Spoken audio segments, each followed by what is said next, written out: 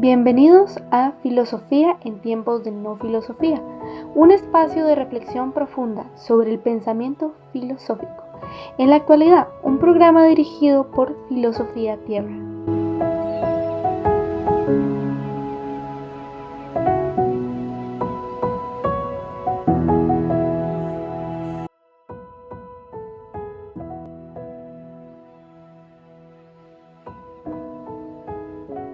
Yo mismo buscaré mi rebaño y lo cuidaré, como cuida un pastor de su grey dispersa, así cuidaré yo de mi rebaño y lo liberaré, sacándolo de los lugares donde se había dispersado un día de oscuros nubarrones. Salmo 22.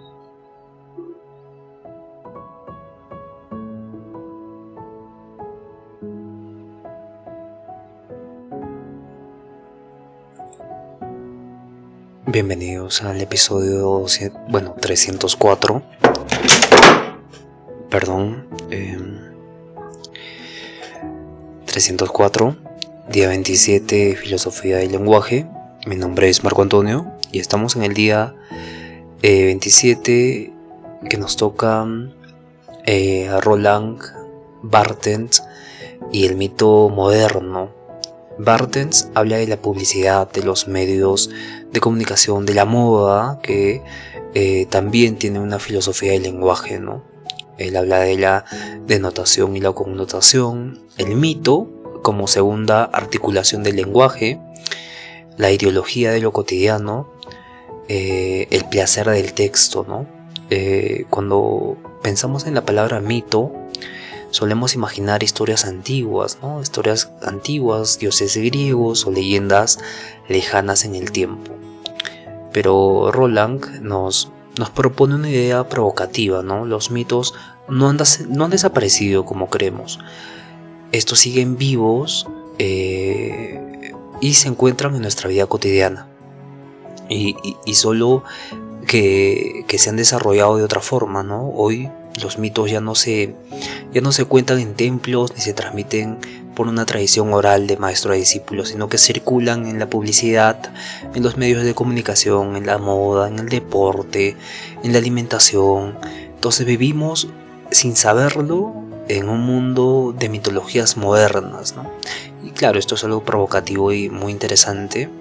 Y Barthes observa cómo la cultura se va desarrollando y él va teniendo una mirada crítica a la cultura, ¿no? Para él los objetos más triviales, una portada de revista, una pelea de lucha libre, de boxeo, un anuncio de detergente, están cargados de significado, ¿no? No son neutros, dicen algo, son signos, y cuando estos signos son usados para transmitir una ideología sin que nosotros lo notemos, entonces estamos ante un mito moderno. Pero, ¿qué es este mito para Barthes? Porque tampoco es una mentira, ¿no? Es una simple historia donde es una forma de hablar que transmite una historia en la naturaleza, ¿no?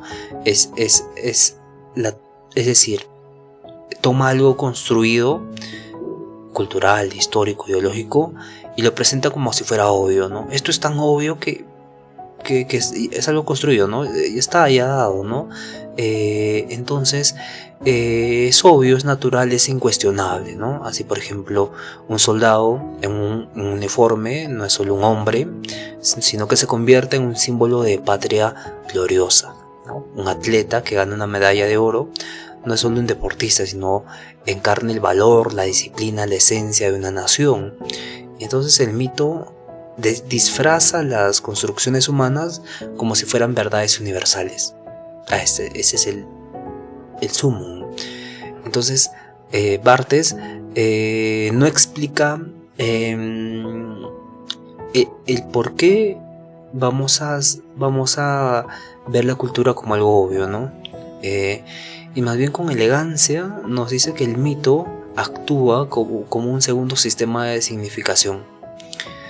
En el primer nivel está la imagen o la palabra y tiene un significado claro, pero en el segundo nivel está lo mítico Y esa imagen llena de carga ideológica y es lo más peligroso, ¿no? Porque es esa ideología que no representa una opinión, sino el sentido común. Y claro, el sentido común puede ser modificado entonces, ¿no? Y así el mito opera no como discurso político, sino como un susurro naturalizado que se cuela en nuestros gestos, en nuestras elecciones, en nuestros consumos, en nuestras miradas, ¿no? Y todo esto lo analiza Barthes en su libro Mitologías, donde desmonta una serie de objetos culturales aparentemente inocentes, desde una lucha libre hasta un vino francés, hasta un coche, desde los juguetes hasta los autos. Entonces cada uno de estos elementos es un campo de batalla simbólico, ¿no? Donde se va negociando y se va imponiendo una visión del mundo. Pero claro, por eso Barthes no es solo un semiólogo, sino que también es un crítico cultural, porque su lectura de los signos busca desactivar el poder de los mitos, revelarlos más que todo, no romper el aura de inocencia, y nos invita a mirar más allá de la superficie y a leer el mundo como un texto cargado de intenciones, ¿no? Hay una intención detrás de cada cosa que vemos culturalmente, ¿no?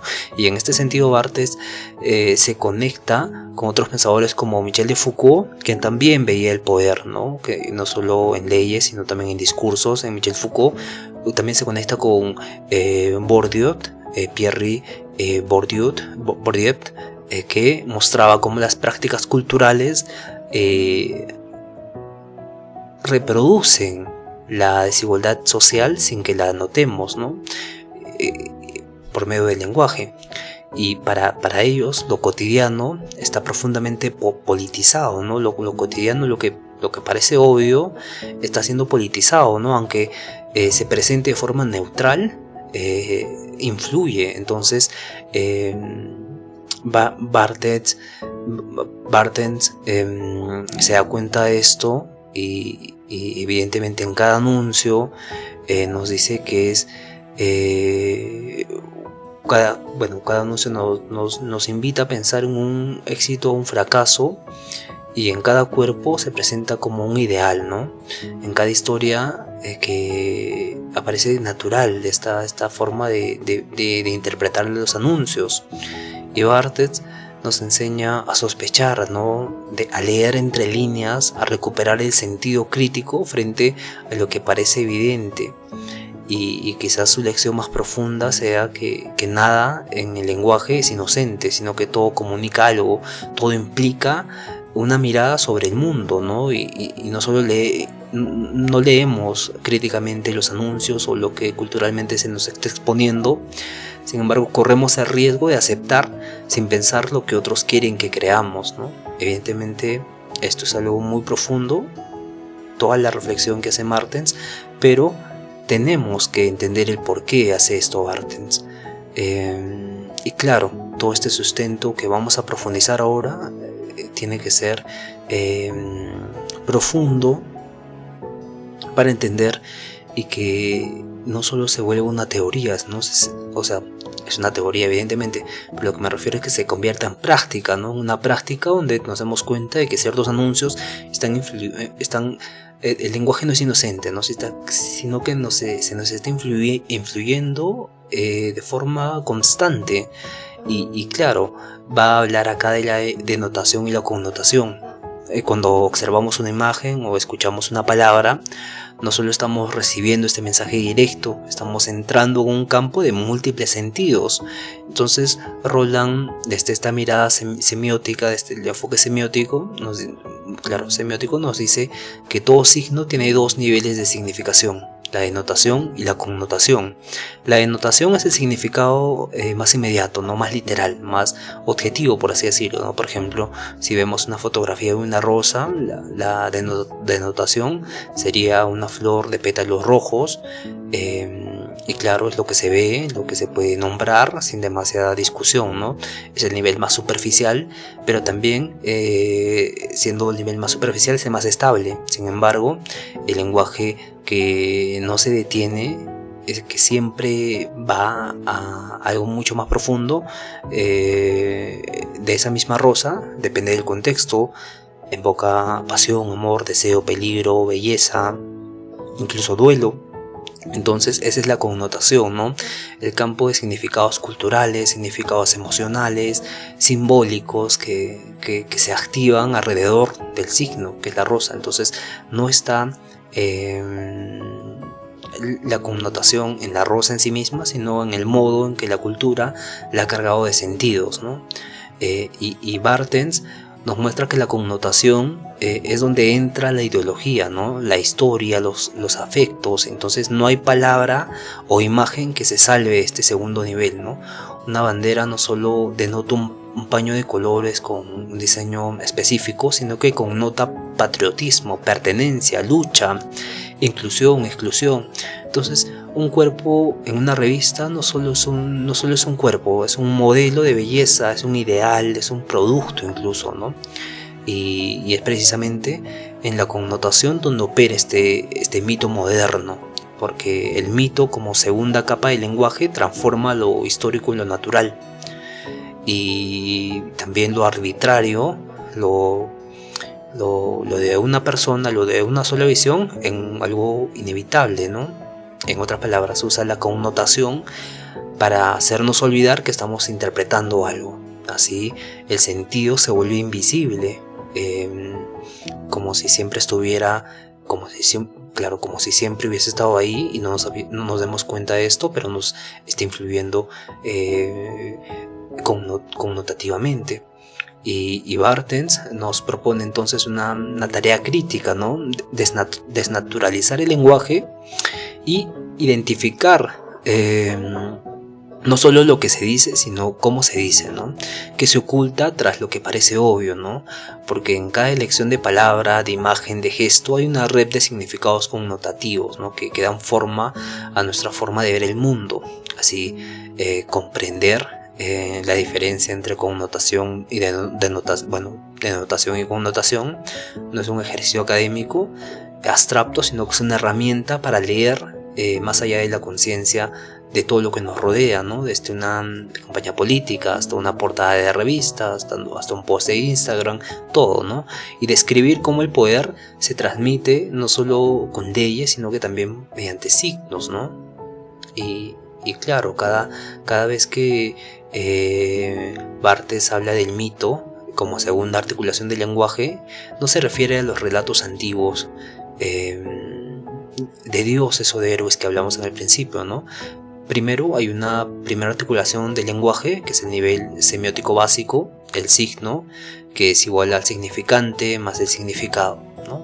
Por ejemplo, una imagen del soldado saludando a una bandera tiene un significado directo de notación, que sería un soldado realizando un gesto patriótico, pero luego esa imagen puede ser usada como mito, ¿no? Se convierte en signo de un signo nuevo de orgullo nacional, obediencia, deber, identidad, sacrificio. Y aquí se produce una segunda articulación.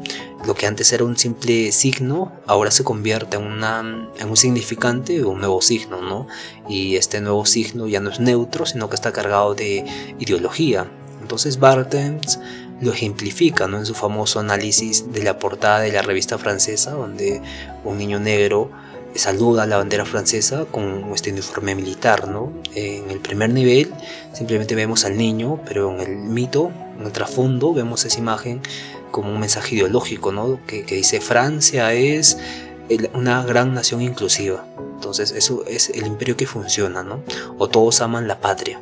Entonces el mito borra la historia que Francia ha tenido con el colonialismo, el racismo, la violencia que tiene, y la reemplaza por una apariencia de unidad, armonía, ¿no? Por eso Barthes dice que el mito roba el lenguaje y lo pone al servicio del poder. Y claro, esto es algo completamente revolucionario y que se debería enseñar enseñar en cívica esto, ¿no?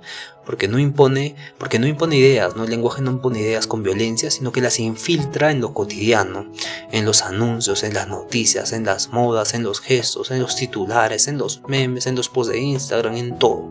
Entonces el mito es silencioso, porque hace parecer natural lo que es una construcción social, ¿no? Y esto es sumamente profundo.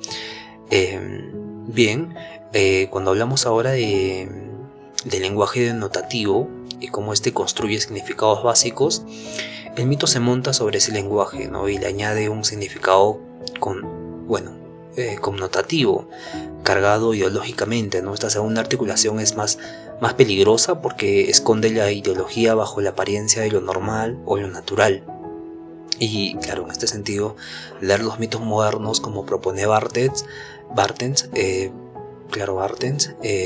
no es un ejercicio solo académico, es una forma de resistencia cultural que implica mirar más allá de lo evidente, cuestionar los discursos dominantes y entender que el poder también se comunica a través de signos, a través de imágenes, de palabras que parecen inofensivas, ¿no? Y claro, la parte ideológica en lo cotidiano se va manifestando poco a poco, ¿no? En su crítica cultural, Barthes muestra que la ideología no solo vive en el discurso político explícito, sino que también habita a lo cotidiano, ¿no? Por ejemplo, la ropa que usamos, los alimentos que consumimos, las imágenes publicitarias, los titulares en las noticias, los gestos, los rituales sociales, todo ello comunica, todo ello porta sentido y muchas veces esconde estructuras de poder y control simbólico, ¿no? Claro, entonces esta parte de la ideología en lo cotidiano significa que los significados que damos por naturales, por inocentes, inofensivos, son en realidad construidos culturalmente y también históricamente, y suelen favorecer a cierto orden social, donde Barthes lo muestra con maestría en sus ensayos, en este caso la mitología, en este libro, ¿no? Por ejemplo, un coche de lujo no es solo un medio de transporte, es un signo de estatus, modernidad, masculinidad, éxito. Y una revista femenina no solo habla de belleza, sino que propone un ideal de feminidad, de rol en la sociedad, de consumo. Y un evento deportivo, por ejemplo, no solo es de entretenimiento, ¿no? Puede representar una visión nacionalista, heroica, comercial del cuerpo y también el sacrificio, ¿no? Estos elementos del día a día son ideológicos porque ocultan su construcción bajo una apariencia de naturalidad. No se nos presentan como ideas impuestas, sino como sentido común. Y claro, entonces estas ideologías cotidianas funcionan por connotación. No se dice directamente esto es bueno, esto es deseable, no, sino que se sugiere, vamos a sugerir, ¿no? La publicidad es una herramienta donde, por ejemplo, no vende productos, vende estilo de vida, vende emociones, vende identidades, ¿no? Y el lenguaje cotidiano no es neutro, porque tiene una carga valorativa que define lo deseable, ¿no? Cuando decimos hoy en día se ve mucho más esto, ¿no? En la publicidad como herramienta que deja de vender productos y te empieza a vender cosas que sirven para la vida, ¿no? Por ejemplo, te enseño a generar más dinero. Entonces ya no estás vendiendo un curso, sino estás vendiendo a generar más dinero, ¿no? Estás vendiendo un ideal, una ideología. Y claro, eso dice Barthes, y esta carga suele reproducirse en todas las estructuras de dominación existentes sin que exista una necesidad de que alguien las ordene explícitamente, ¿no? Sino que existe un tipo de lenguaje oculto, implícito, que invita a vender o que a la ideología se vuelva cotidiana y funcione como connotación. Y claro, el gesto filosófico de Barthes es desnaturalizar lo cotidiano, hacer visible lo que está oculto y mostrar que lo evidente es una construcción. Lo evidente, lo que parece obvio, es una construcción. Pero claro, ¿cómo va a ser una construcción aquello que es obvio, no? Entonces ahí también juega un tipo de metalingüística, en este caso, en el caso de las ideologías, ¿no? Para hablar sobre la desnaturalización de estas. Y claro, lo normal es una imposición cultural y lo trivial puede estar cargado de poder, ¿no? Y este ejercicio es profundamente emancipador porque invita al lector a no ser un consumidor pasivo sin signos, sino a ser un intérprete crítico, ¿no? Capaz de leer más allá de la superficie y cuestionar los mitos del presente. Entonces la ideología, en lo cotidiano, es silencioso, es también seductor, es constante. Entonces Barthes nos enseña a leer los signos como campos de lucha, ¿no? Donde lo que parece inocente puede estar sostenido bajo una visión del mundo que conviene a unos pocos y afecta a la mayoría, ¿no? A los que están siendo expuestos. Y claro, habla del placer del texto. Roland Barthes imagina que cuando abres un texto no solo es para entenderlo, sino para sentirlo. Barthes nos invita a una experiencia distinta de lectura, ¿no? Leer con el cuerpo, no solo con la mente.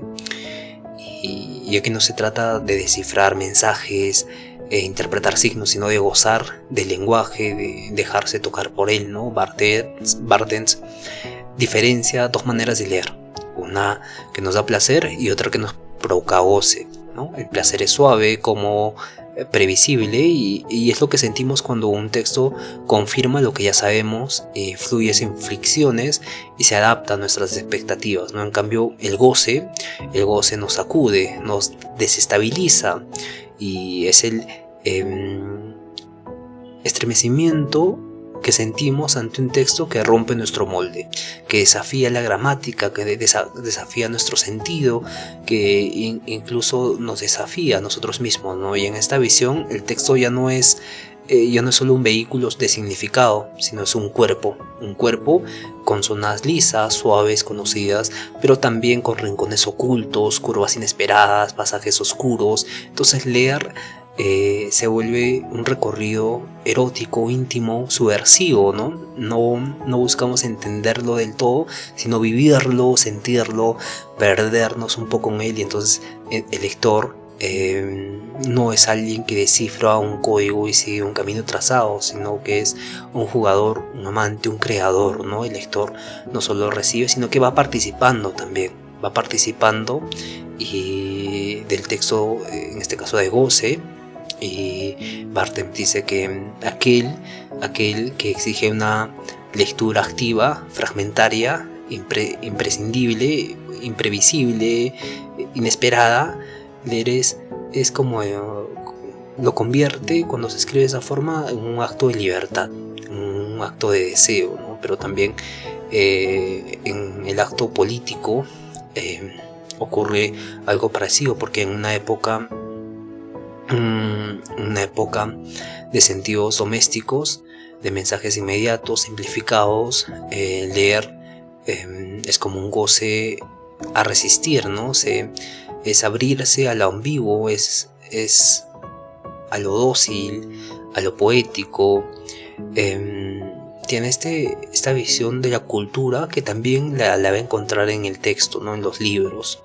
Y claro, en definitiva, para Barthes, leer no es solo comprender, es dejarse transformar, ¿no? El dejarse transformar, no transformar con tu interpretación, sino dejarse transformar. Entonces leer no es repetir, es entrar en el juego con el texto, con el otro, con uno mismo también, y en ese juego quizá descubramos una forma de libertad, de placer, de pensamiento que no sabíamos que el lenguaje podía darnos, ¿no? Y claro, con esta parte, con estas dos vertientes, invoca y abarca todo el mensaje, ¿no? Todo el lenguaje. Y claro, ¿qué pasa si nos preguntamos, y si dijéramos que la moda, la publicidad, incluso una portada de revista, están cargadas de filosofía, ¿no? Para Roland, cada signo, cada imagen, cada palabra puede convertirse en un mito. No en el mito antiguo, sino en este mito del que hablamos, ¿no? El mito moderno, el lenguaje cotidiano, ¿no? Cargado de una ideología disfrazada. Entonces Barthes nos invita a mirar más allá de lo evidente. Lo que parece una simple foto, anuncio, muchas veces esconde significados profundos diseñados para naturalizar ciertas ideas, ¿no? Y claro, la distinción la hace acá con denotación y connotación. La denotación es lo literal, lo que vemos, lo que se dice. La connotación es lo que se insinúa, lo cultural, lo emocional, lo ideológico, ¿no? Y claro, es precisamente a través de esta connotación que el mito se cuela en lo cotidiano y el lenguaje construye una segunda capa de sentido. Entonces toma un hecho histórico o una lección cultural y lo hace parecer inevitable, natural, eterno, y así un uniforme de soldado puede ser una sola ropa que representa un símbolo de autoridad, que represente también un símbolo de heroísmo, y también una bandera puede significar orgullo, imposición. Entonces la imagen de un líder con esta sonrisa presidencial en un comercial puede también significar algo oculto, ¿no? Confianza, lealtad, para que le den votos. Entonces pueden operar mitos que manipulan afectos, que refuerzan valores, que organizan creencias sin que las notemos, ¿no? Entonces Barthes nos alerta, nos dice que la ideología se esconde en lo habitual, pero también nos ofrece herramientas para desarmarla, desenmascararla, y a través del análisis semiótico podemos descubrir cómo opera el poder en el lenguaje, ¿no? Y cómo los signos son manipulados para convencer, para persuadir, para normalizar, ¿no?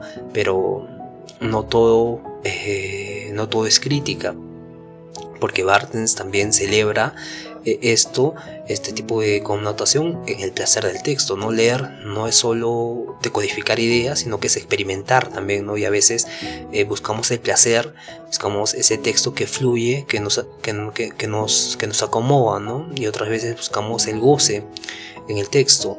Ese texto que nos sacude, que nos rompe los esquemas, que nos hace pensar distinto, ¿no? En ese juego de lectura, los lectores dejan de ser pasivos y se vuelven creadores, se vuelven intérpretes, se vuelven actores, y ya no son simples consumidores de sentido, sino que son capaces de resistir, reinterpretar y reescribir, ¿no? Aquel texto que han leído. Y también aquel símbolo que han percibido en la realidad, en la cultura, en la sociedad, ¿no? En definitiva, Barthes transforma la manera en que miramos el mundo y nos enseña que todo lenguaje es político, que nada es inocente, que cada signo puede ser desmontado, y sobre todo que hay poder y placer en interpretar, ¿no? Porque comprender el mito es el primer paso para liberarse del mito, ¿no? Comprender el mito moderno sobre un anuncio es el primer paso para liberarnos de ese mito, ¿no? Para pensar más allá de lo habitual, de lo que es así, de lo cotidiano. Y claro, esto es algo muy revolucionario y a la vez también hace una crítica cultural a la sociedad, ¿no? Bien, terminamos el episodio de hoy. Muchas gracias por escuchar. Muy interesante este episodio. Me gustaría hablar más, pero vamos a retomar el día de mañana y lo vamos a comparar también con John Perry, que nos habla de los contextos del yo, que es muy interesante también los contextos del yo. Entonces nos vemos el día de mañana. Cuídense todos, conózcanse a sí mismos y por favor sean felices. Hasta el día de mañana.